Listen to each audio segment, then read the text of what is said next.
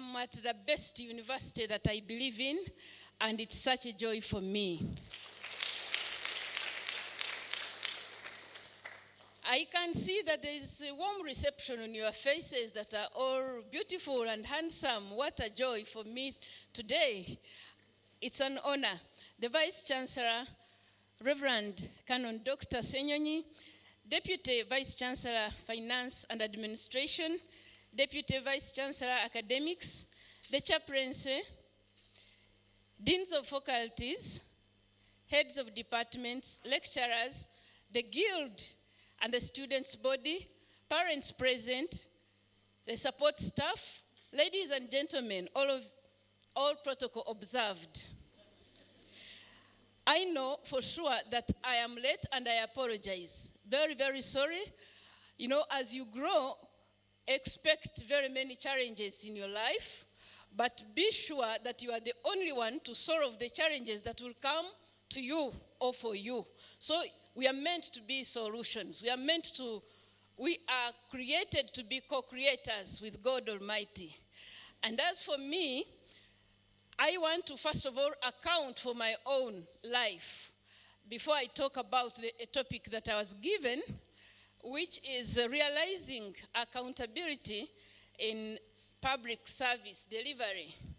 That is a topic that the Vice Chancellor, Reverend Canon Dr. Senyonyi, gave me in his invitation, and I was so honored when I received your invitation, VC, because I didn't know that I would have a chance to speak at Uganda Christian University, a university that is still promoting Christian values and morals, and that's what is lacking in our societies today. So it is such a joy, it is an honor that you counted me worth to come and speak to this great audience. I thank you very, very much. Now, because you are academicians, I want to engage with you. I don't want to give a sermon because I should be preaching to the people who are not yet converted. But I want to believe that most of you are converted because you are in the right hands, you are in the right place, you are with the right people, and you have good attitude, you have right motives. So I want to engage the academic world.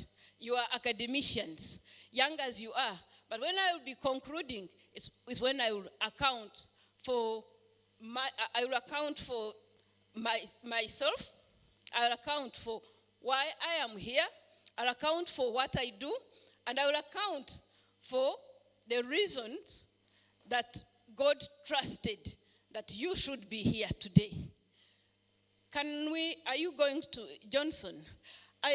As the VC already told you, UCU already is doing great work in the fight against corruption. So my personal assistant, Priska, who was a guild president here, I have been reliably informed that she was the first female vice president here. Guild president. Sorry, that's the language I am used of, the president, the vice, so the guild president. And I want to appeal to you that please elect more lady guild presidents. Because as ladies, we are very good multitaskers, and when we decide to do, we do. We don't joke. Yes.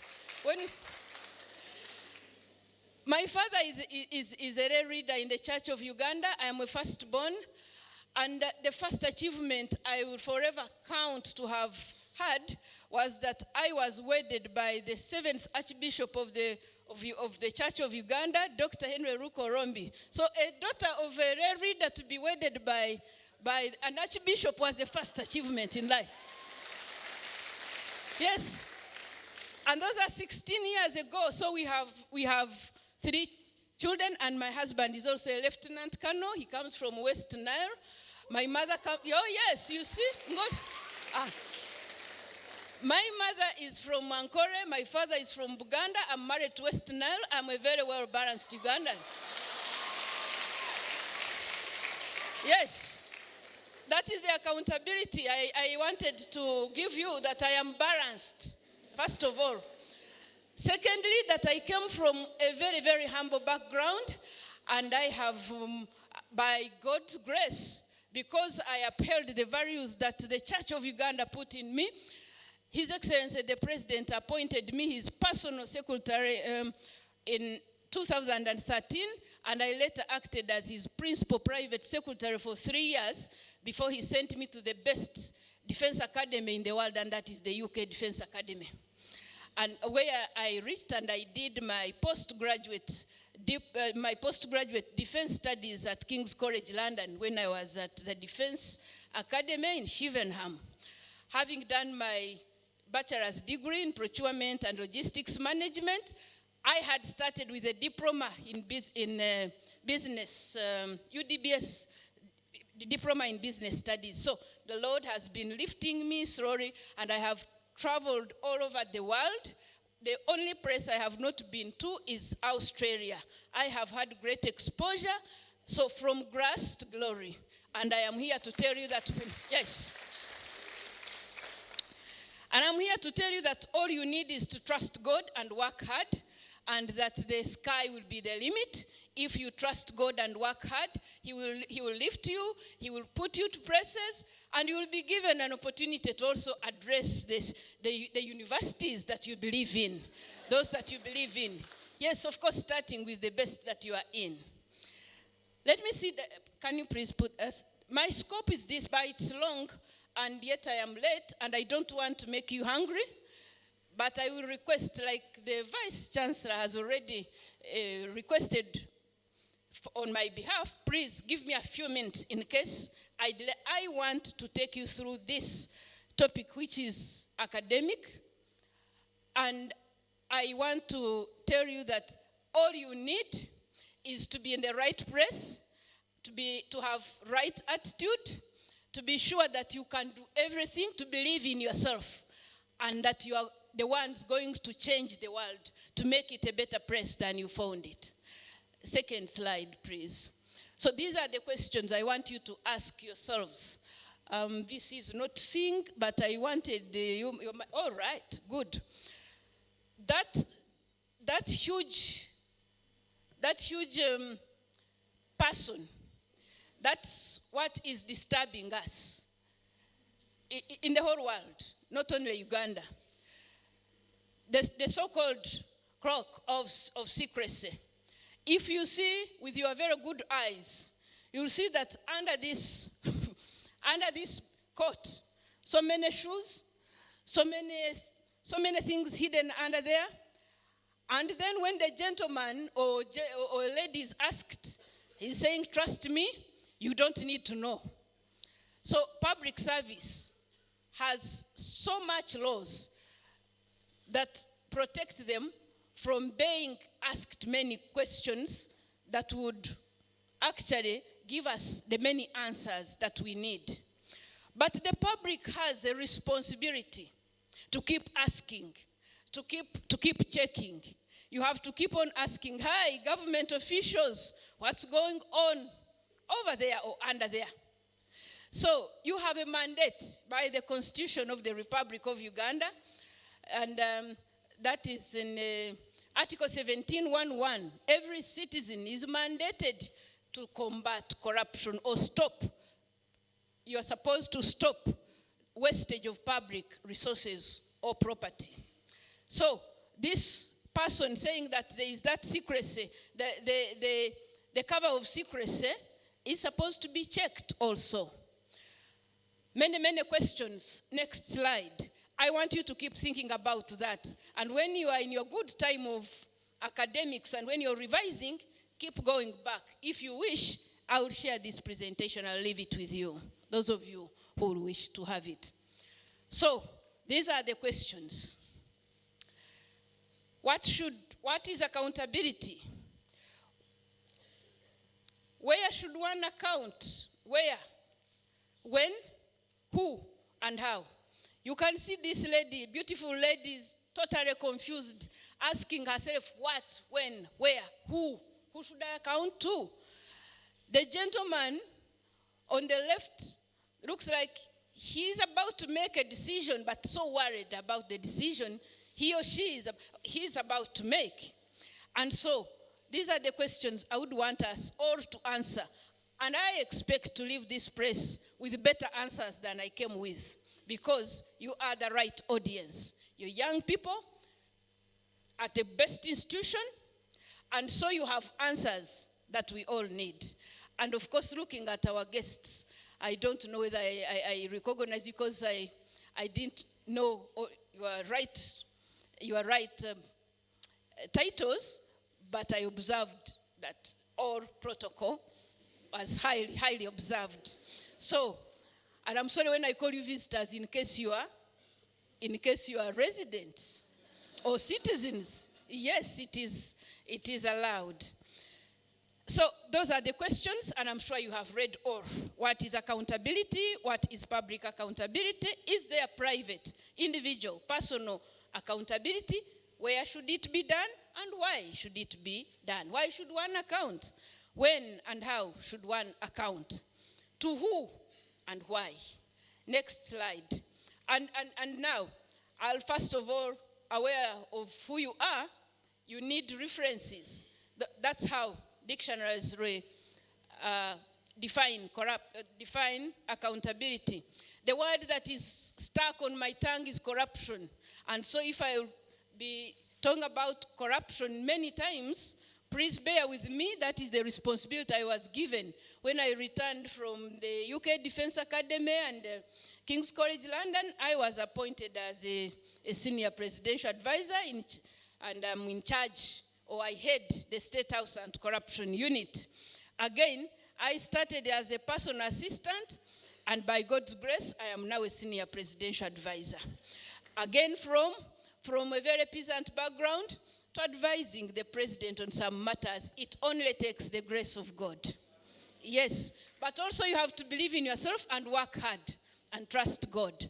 So now that you still have a chance to study with all your minds, with all your heart, believing that you are going to be the right person to cause a change that you want to see. So, I don't want to read every word, because again, I want to share with you this presentation, those of you that will wish to have it. But when I looked at both definitions from the Brack's Law Dictionary and from the Oxford Learner's Dictionary, I came up with the general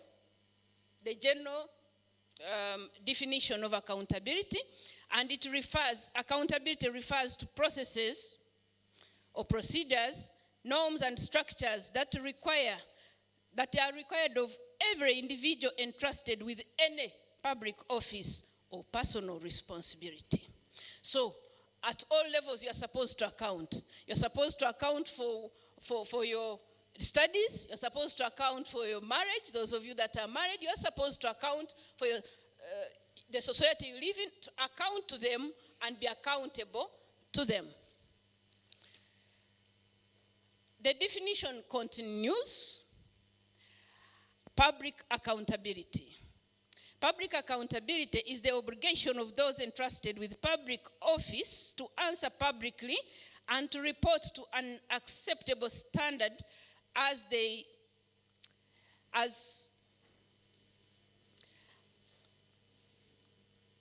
repeat, and I'm sorry.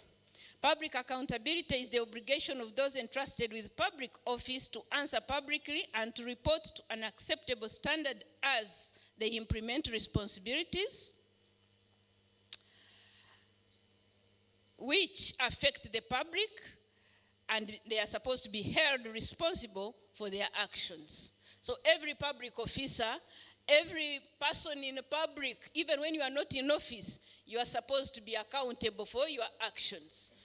You must have reasons for whatever you do, why you do it, where you do it, when you do it, and how you do it. Forms of accountability include the financial accountability, the political, the legal, and the social.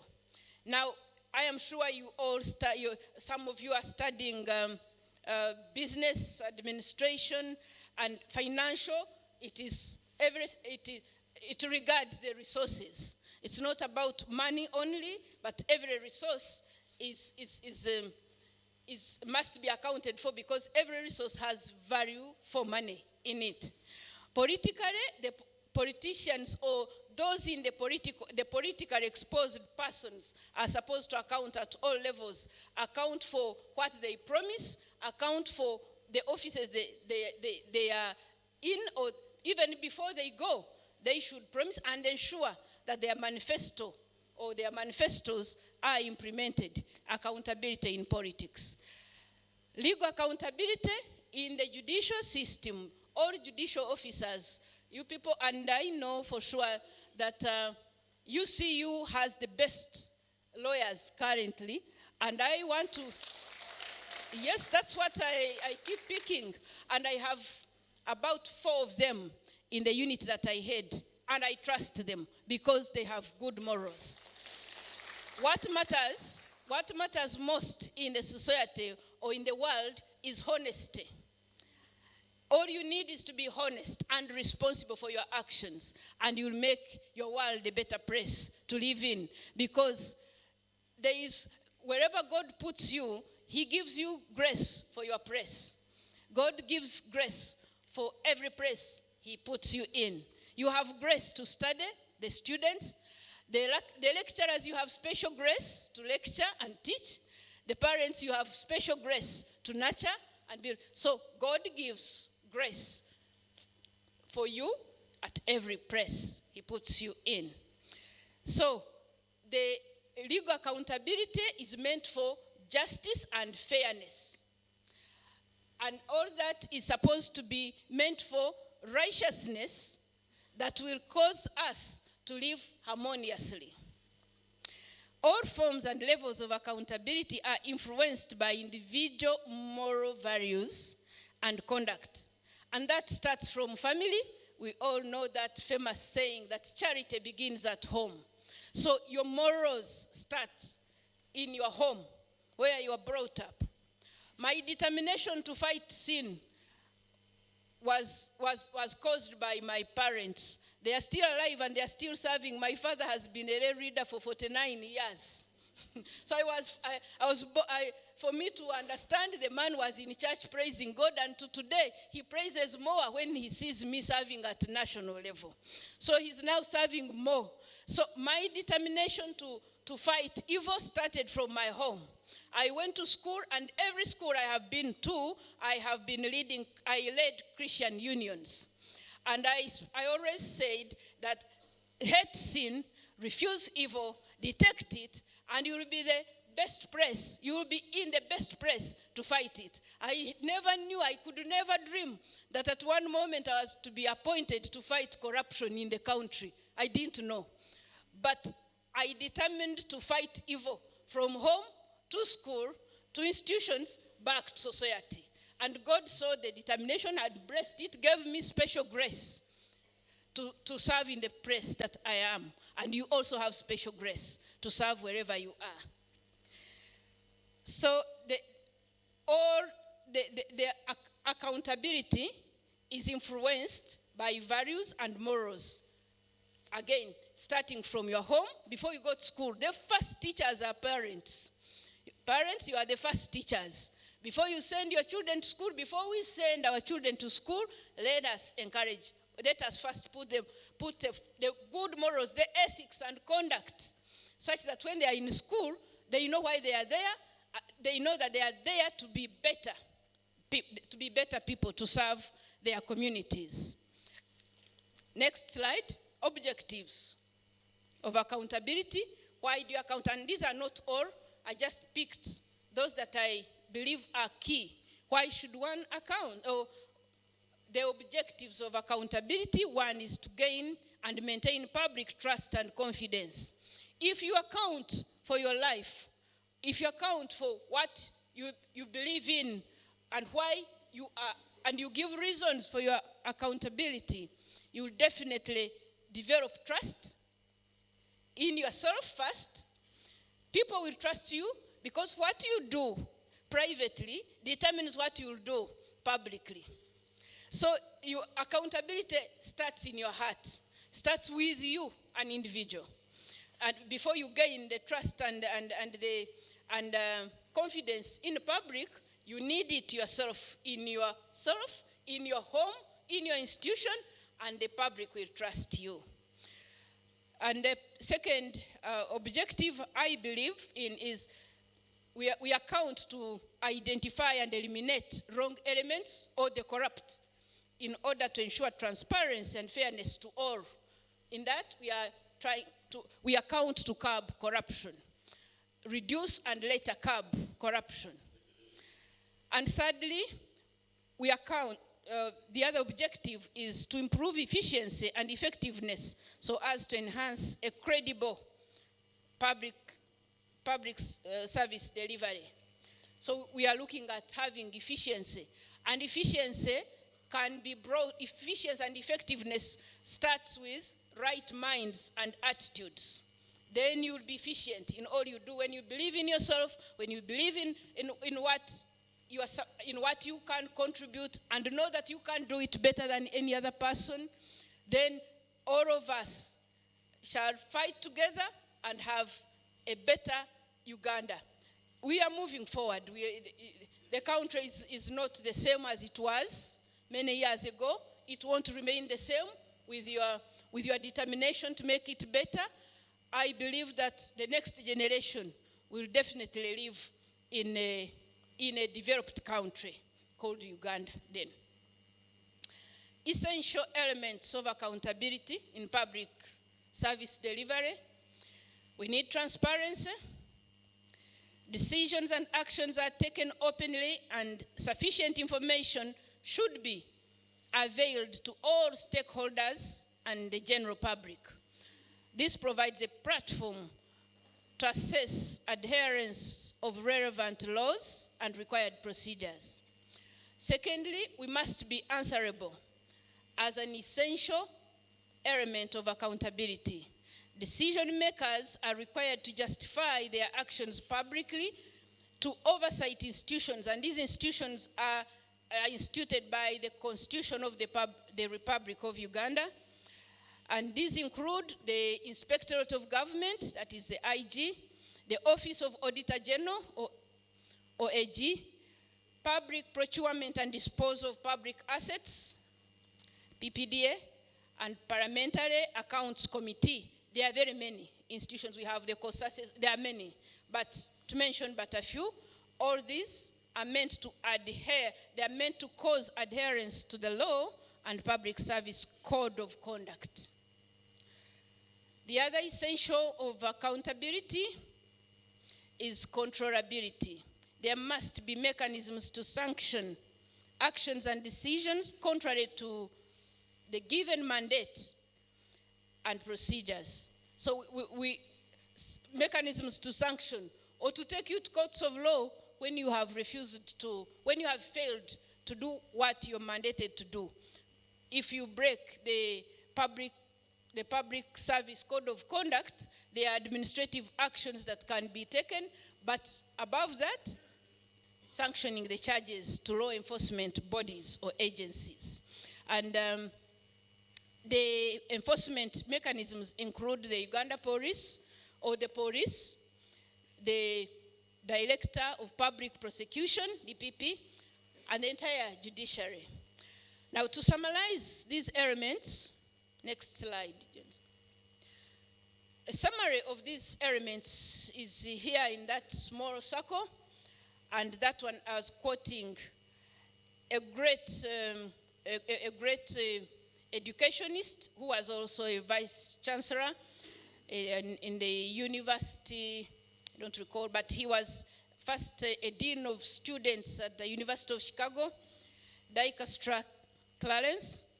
He had this to say, which I believe in, that in ethics and government, accountability is answerability, blameworthiness, liability, and the expectation of account giving. It also extends to discussions related to problems in the public sector, non-private, private and individual contexts. This man wrote this. It is a big article in the quest for responsibility. What you need in accountability are the very many points that are all attached to ethics.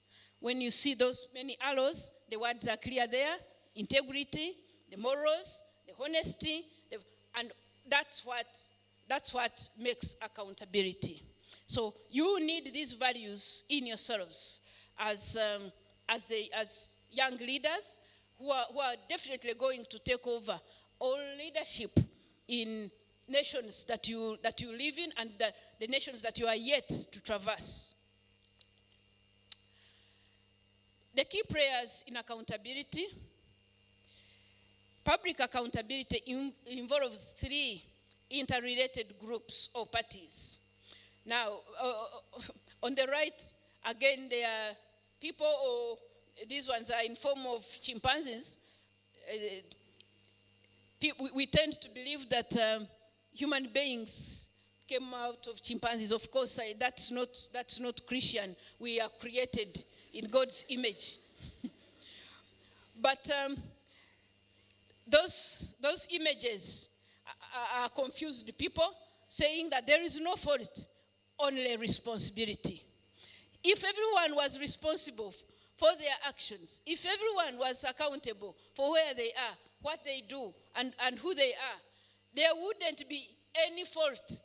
It's about taking responsibility, and that is accountability. So, the key prayers include the political leaders and supervisors. When we talk of political leaders, to be a bit specific, we are looking at the executive, and that is the president and the cabinet. Then we are looking at the legislators, that is the parliament, or the members of parliament. And those are the ones that dominate the political space. But they also have their supervisors, and the supervisors are the law enforcement bodies and the judiciary, the litigators. So that is the first block that must account to society or to individuals. The politicians and the supervisors. That summarizes nearly the leaders in the political space and the judiciary plus the law enforcement agencies. Then the other group or party is the service providers. And these are the private sector, the contractors, the hoteliers, all those, the saloons, the service providers, the private sector. Next are the local citizens. In my language as a soldier, we call this the mwananchi. Someone supposed to receive from the leaders that are put in positions at all levels. But all these the 3 groups all put their questions to public accountability, and the public accountability is for the civil servants, those in offices, the public service, the people, the permanent secretaries, the chief administrative officers in districts, local governments. They are supposed to account. So you are either citizen, or you are in the private sector, or you are in leadership. All of us are supposed to be accountable. Public accountability is in the center. And so, if you are in any public office, surely you are meant to answer the 3. But the 3 also are supposed to answer you. Because when you are entrusted with an office, you are supposed to be told what you are supposed to do there. You are supposed to be equipped with what you must use. But you are supposed to ensure that you keep well what has been entrusted to you. Yes, now again as Christians, Paul tells us to be faithful. Be guard that has been entrusted to you faithfully, and you'll be added unto more. I will get there, our Christian role. Next, interventions made by government. There are many interventions.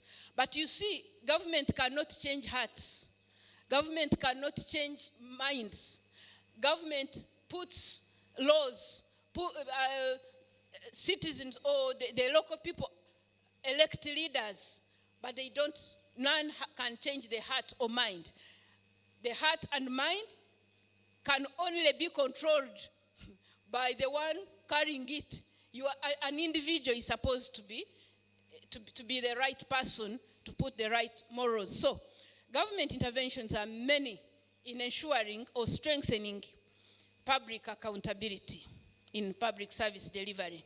So, some of the interventions Uganda government has instituted to achieve efficient, effective, and timely accountability include automation of public financial management systems to enhance transparency. For example, systems that are able to track every payment of public expenditure, such as integrated fund management systems, IFMS. E-government, procurement and treasury single account. It is very easy now to trace how money leaves the treasury, how it goes to districts, who withdraws it from districts, and that's why some of us that are now enforcing, that have joined that space of coordinating anti-corruption agencies. By the way, my duty or our duty as State House Anti-Corruption Unit is not to work independently. Our duty is to coordinate the anti-corruption agencies and ensure, people have to go and eat. So, I will not break the laws because I'm supposed to honor law, but let me then make my conclusion. And if you wish, then I will leave this presentation at the right time. People will discuss it. After all, you are the academicians. Yes, the role of a Christian, and I will not go through the many rush Johnson to the end. These are academicians, they know it all. My work was to tell them that I am also part of those that believe that in having a moral upright society in the fight against corruption, and that is accountability. So there are very many scriptures that speak to us about accountability. I put them all there. But I wanted to conclude by saying that you are the light of the world. And my very last verse, which I always go thinking about, and I want to leave it here, is Matthew 5:16. That let your good deed, and I chose this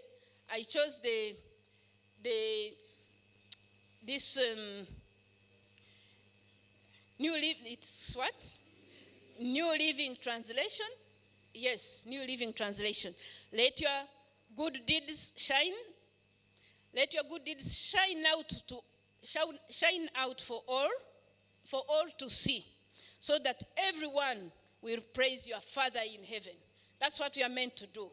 My conclusion is that I want to quote the words of John F. Kennedy, the 35th President of the United States of America. At his inauguration, he said these famous words: "Ask not what your country can do for you.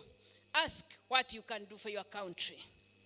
And finally, there is another great man who was in the history and fought colonialism in India, Mahatma Gandhi. He said that you must be the change you wish to see in the world. I thank you for listening to me, and I look forward to seeing you again.